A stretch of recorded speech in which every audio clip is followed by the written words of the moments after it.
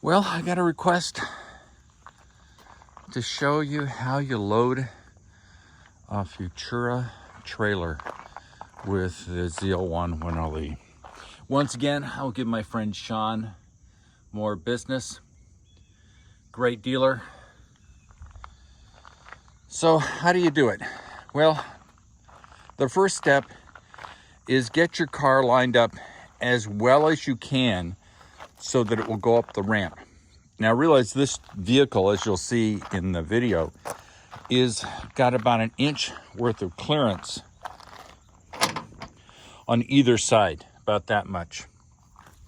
So getting it lined up is important. And there are a few other tips. Have your straps ready, obviously. And then I always make sure that since the driver's door is on this side, on the ZL1, to take the fender off, because when the car finally is up all the way, having the fender off will allow me to get in and out of the driver's seat. You can see I have the fuel all ready for Road America tomorrow. Yes, 650 horsepower uses a lot of fuel, a ton of fuel. Now, I have a wheel chock. I have a wheel chock because as I'm pulling the vehicle up, gravity will not allow it to go forward. So the tow rope is going to be, the winch rope is going to prevent the car from going backwards. And because, as you'll see, the platform is slanted down, it won't go forward. So you'll see what I use that for in the future. But when I get it all the way up on the ramp, I'm going to take that chock and place it behind one of the rear wheels.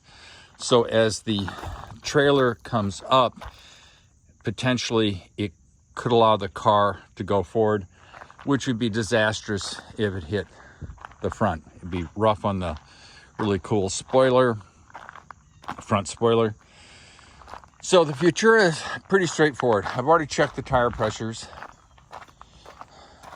This is the Photocell that keeps it charged. Flip the power on, 12.7, which is good. And it has a very cool feature on the remote. You press these two buttons up and in, and you'll see the red light come on. There we go. And that allows communication with the handheld with the controls here.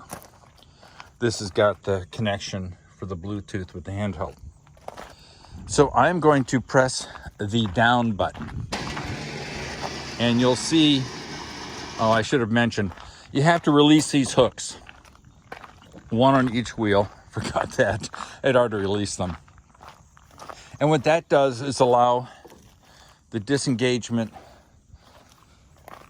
of the trailer from the wheels so that we can lower the trailer. Now this goes down to, I think, about 4 degrees. I think that's roughly the length. And realize these are not steel, they're fabric kind of reinforced material. And as it goes down, what you'll see, you see how the trailer is going down? You want the trailer to be positioned on a level surface. Okay. So now that the end of the trailer is on a level surface, when the car is pulled up on the trailer, you won't have it getting cockeyed. It's important. Next step is I pulled the hook, the winch cable all the way out. And you can see that there's a free spool with an arrow, and then there's engaged. So I have this free spooled, meaning I can pull it without any resistance. See that? And then I flip it back here, and it's going to be hooked on to the ZL1 add-ons hook. Got to have that for racing anyway.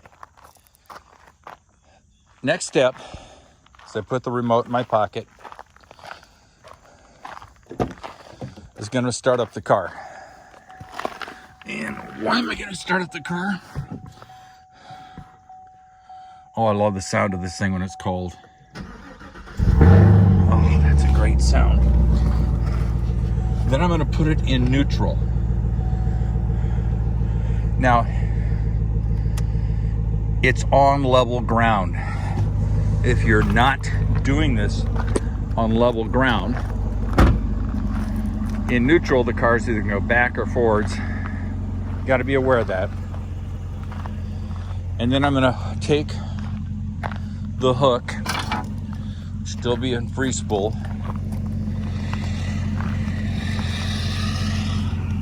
and run it up to the tow hook. Yeah, let it go. Let's go on the tow hook. Come on, baby. I know you can do it. Got it right there. Tow hook. And then come up. I didn't show you how to insert the winch, but it's fairly obvious. It's got these little hooks here, which is slide in, and then you run the electrical cable through this one opening here, which then hooks up to the battery.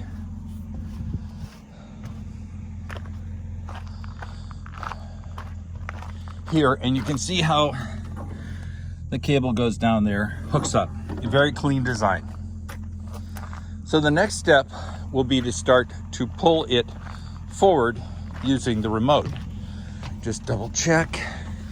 Yes, I have it engaged. Arrow pointing that way. And we have we're pretty well centered.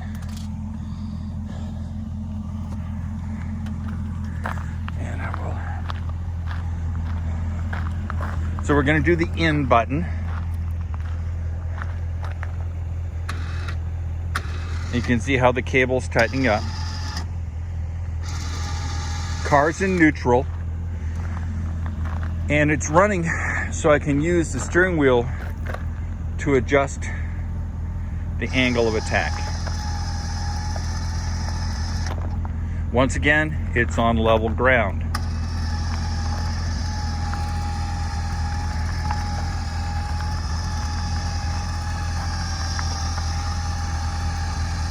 And it looks like I lucked out this time. Looks like I'm gonna have about an inch on this side.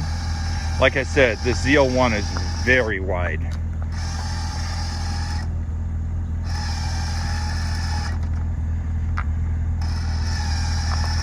You can see how I'm just sort of inching it forward. Now we'll go over to the other side.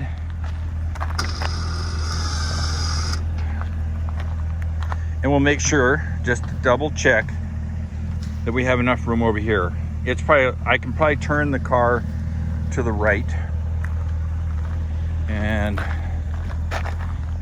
steering wheel a little bit to the right, a little bit to the right,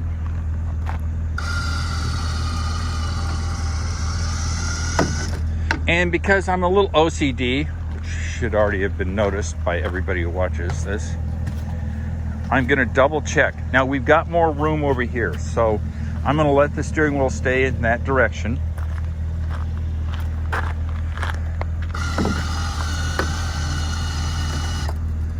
Yeah, looking good. And then, oh, I love the sound of a V8. And you can see how this hook, oh, I'm going to have to back it up a little bit.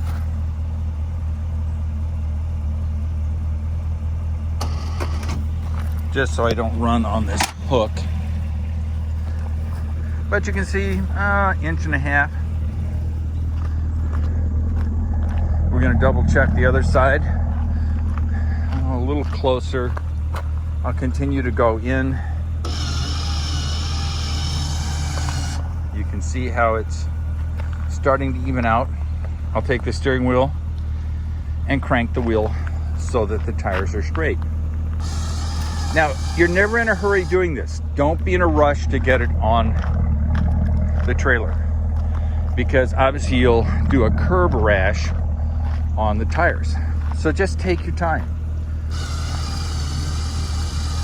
Always checking the distance here between the wheel and the sides of the trailer. And this is where you do some fine adjustments. We're a little closer on this side. I'll turn the wheel back the other way just a scotch. And now that I have a good sense of the distance, I don't have to be going back and forth repeatedly. I can use this to judge the distance. And we'll just turn the wheel a little bit.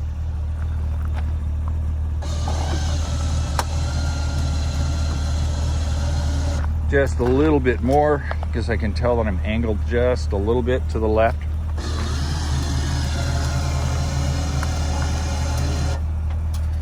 Looks pretty good. We'll straighten out the wheel again. Car's running, of course. That's how the power steering works. Hopefully you can see that area. Now what I've decided to do is I bring the tip of the spoiler to about this location. And then I'll go out.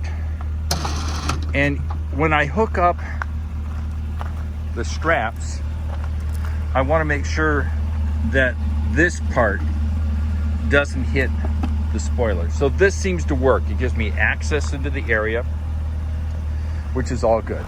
Now, I'm going to take the chalk and place it here, so if the car, as I lift it up, hit the up button, if it decides to roll forward, it's not going to run into the front of the trailer. Hopefully you can see that little light blinking. So it all looks good. Oh yeah, this is a sweet trailer. If you've had to use ramps before, it's a pain in the butt. I can do this if I'm not filming in about 15 minutes. Car's still running. Notice how the door is now allowing me to open it. Okay, so what I do next is I gently open the door. You don't want to scrape the paint underneath. I raise the window up all the way. My helmet and stuff is inside the car. And then I could reach in and I put it into park. And then the engine off. All is good. Gently close the door and we're done. The car is secured from sliding forward. It's secured because of the winch strap from going back. Life is good. So I'll be back in a minute just to give you a demonstration of how I do one of the straps. I'm going to return this to its rightful place. But here's the point where you re-engage the hooks. And there's 4 of them, of course.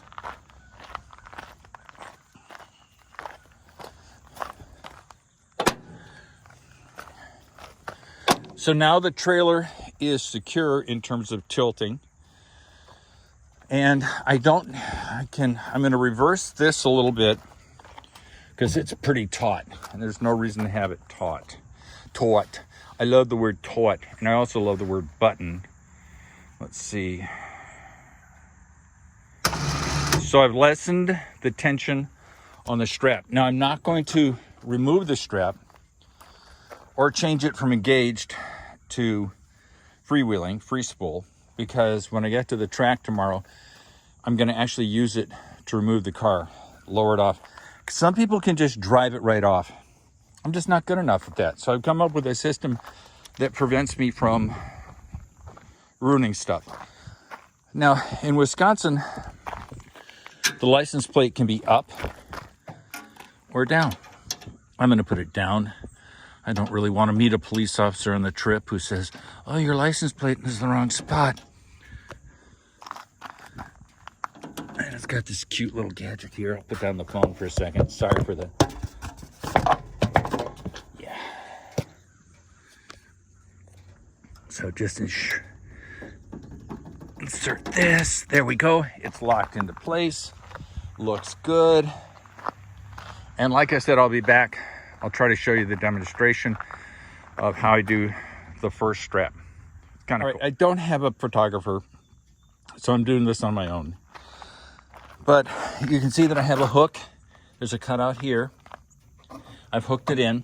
Here's the left rear tire.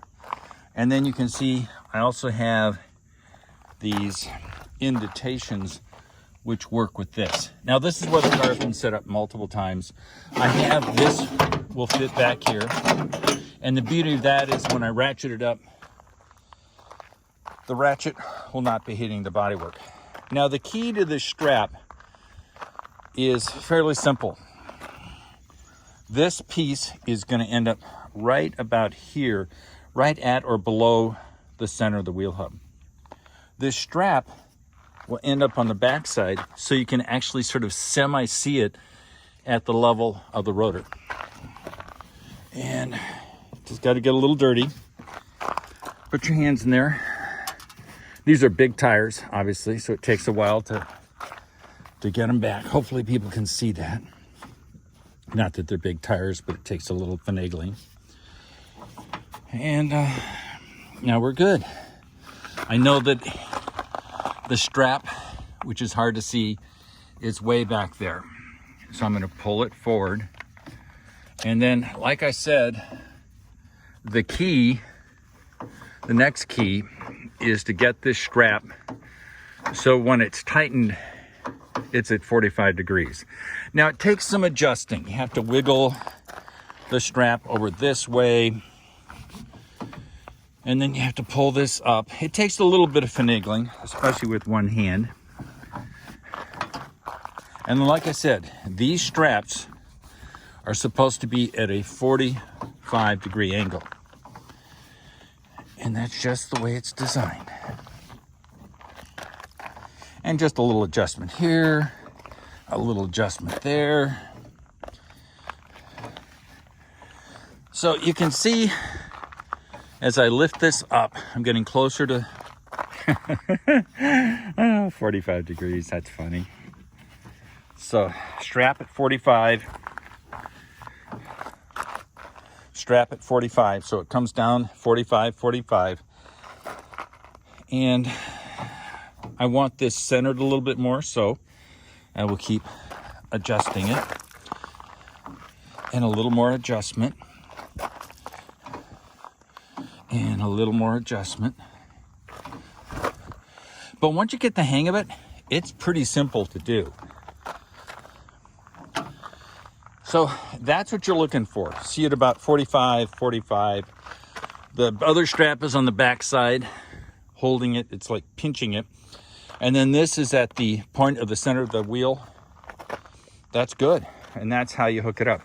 I'll come back to show you what it looks like when it's done. I've got it strapped in. You can see 45, 45. This is right at the wheel axle hub, and it's center, and it's holding the back side and the front side, squeezing it together and holding it down. It works really well. Now, one of the reminders I always try to tell people is drive the vehicle with the straps for about a mile or two. And then in a spot that's safe, pull the car over, the trailer over, because these always loosen up. I've never seen straps that don't loosen up. You can see that this ratchet strap is away from the body, so if it starts to get loose, it's not going to damage the bodywork.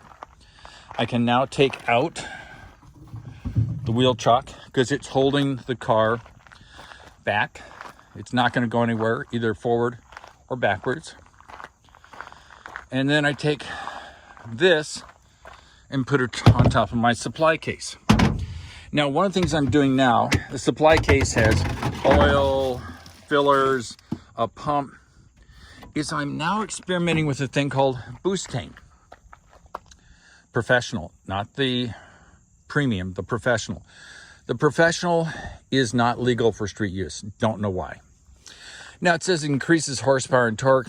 Whatever. The videos I've seen demonstrating the use of this is that it allows you to avoid having the spark advance retarded. Let's see. Yeah. Put that right there. And the advantage of that is it may not necessarily produce more power, but you'll have a nice smooth spark curve, which will, because if you watch these things, the cars like this, they actually control spark advance overall and on each cylinder. So if you're looking at the data on a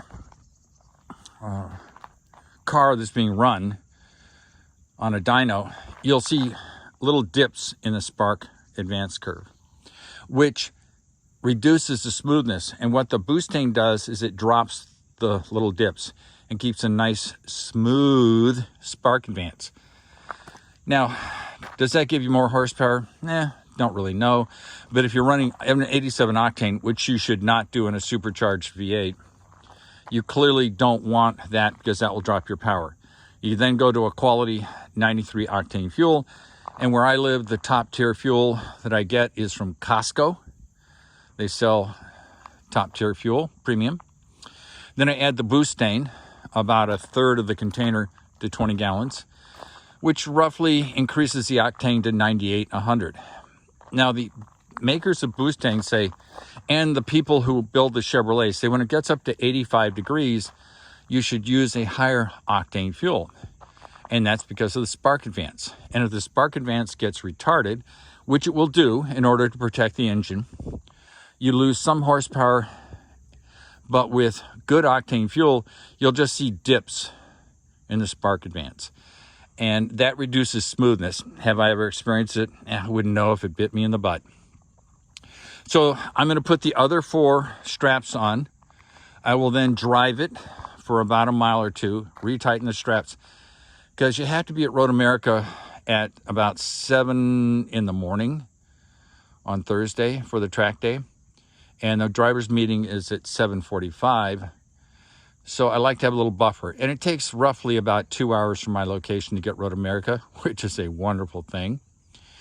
Not 2 hours, but the fact that I'm not coming up from Chicago or someplace like that where it takes 3 hours or 4 hours. So I'll be leaving around 5 in the morning. The car will be all set. It's full of fuel. Got the fuel in the bed of the truck. I've got all my supplies. I've got brake fluid. I've got tools. I've got a torque wrench. Interesting side note, these wheels are torqued to 140 foot-pounds. That's freaking truck level. I also put on some new pads. Did that a couple of days ago. It's very simple on these cars. Very simple. So it's all ready to go. I'm excited. The car is a beast. The trailer is amazing. Built in New Zealand by folks who race. I think this is the 6th iteration refinement of the trailer. They've done a good job. I really like it. Now, it's expensive. Don't get me wrong. This is a very expensive trailer. But damn, it is worth it. Because if you look at the distance, it's about 1.5 inches. And I'm thinking 1.5 inches here.